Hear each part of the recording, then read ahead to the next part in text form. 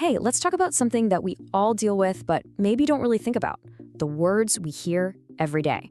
We're going to dive into how certain phrases, even common ones, can secretly wear down our confidence. And it usually starts with a feeling you might know all too well.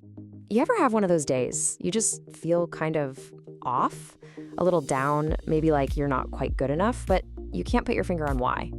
You might just brush it off as a bad mood, but what if the reason is hiding in plain sight, in the conversations you're having every single day? You can think of that feeling like an invisible backpack you're carrying around. It's not one big, heavy rock that someone dropped in there.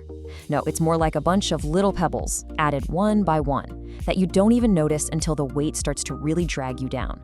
And here's the thing, that feeling isn't just random. It's often planted by specific things people say, little comments that might seem harmless, but they act like tiny seeds of doubt. And once they're planted, well, they can grow into a really powerful sense of inadequacy.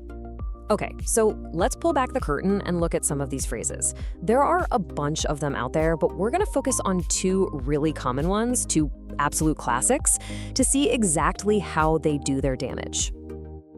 This one. We've all heard it, right?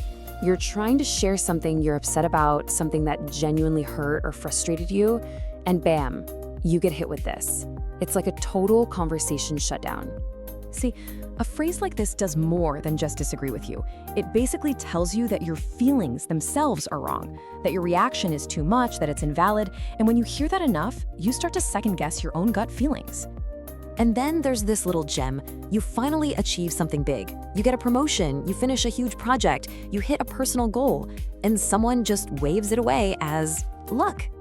And this is where you see the huge gap between reality and perception. Because your reality was all about hard work, right? The late nights, the planning, the skills you worked so hard to build.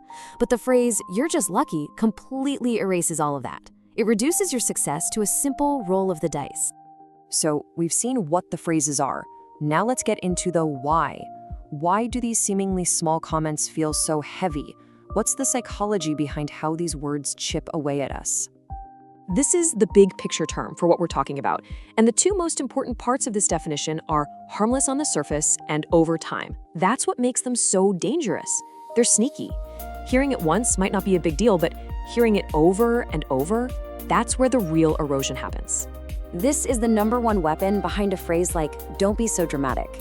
It's called emotional invalidation, and it's so powerful because it's an attack on your inner reality. When someone keeps telling you your feelings are wrong, you might actually start to believe them. You lose trust in your own emotional compass. And this is the end game. This is what it all leads to.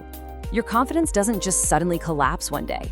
It's a slow, steady wearing down. Every little comment that dismisses your work or invalidates your feelings is like a tiny wave hitting a cliff. Over time, those little waves can cause some serious erosion. Okay, but this isn't about just feeling bad about the problem. It's about building a defense.